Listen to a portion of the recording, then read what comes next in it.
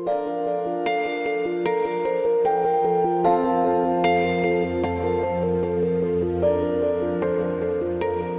actually a survivor of an attempt. I attempted 10 years ago, so I'm celebrating 10 years of still being here and surviving.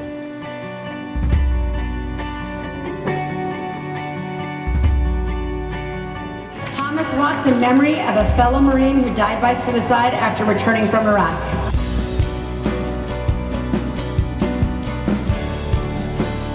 About 2 years ago, my niece Amanda took her life with suicide, and you know, it's been something that I haven't really kind of dealt with fully yet. I thought that this would be a really good way to kind of start to the path of maybe making something positive out of it.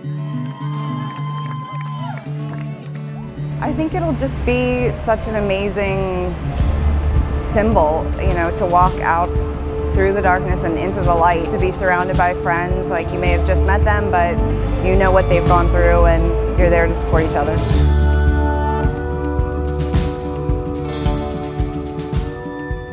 I think that this is really a very healing event, and when you come to an event like this and see thousands of people that are wearing your shoes, you finally realize that you're not alone.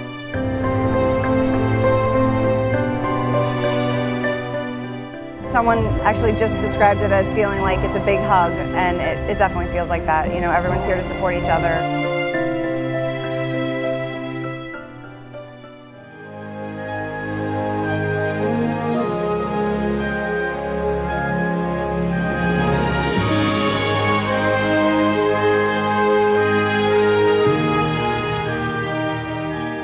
It's great when you're walking during the night to come across somebody you're walking next to and share your story. So that's all healing too. It's so important that we feel like we're not alone in this struggle. And I myself have been suicidal. I have mental illness, bipolar. It's just really important for me to show that I'm not ashamed. Just being here, just being around everyone and all the support that you get from everybody, it just feels like the right place to be. So many of our friends that we watch and see every day don't survive coming home. We literally get to watch guys come into group or come into individual counseling who sit there after an hour or two and suddenly turn around and go, I'm not alone anymore. And that makes a difference. No one gets left behind.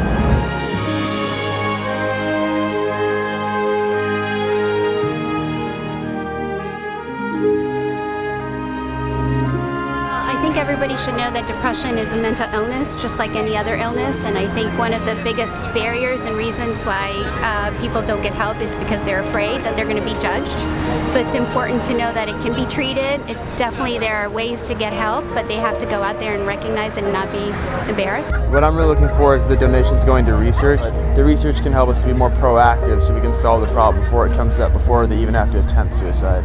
Getting involved with AFSP has just definitely been a healing grace for myself. So if they can get involved more and help someone else come through the same dark situation, there's definitely light at the end of the tunnel. It's treatable. People can survive this through medication, counseling, love from their families. So this just brings it all together. You just have to keep talking, and you have to keep being loud about it. And I think this night is about maybe being loud in a way that's going to bring us together.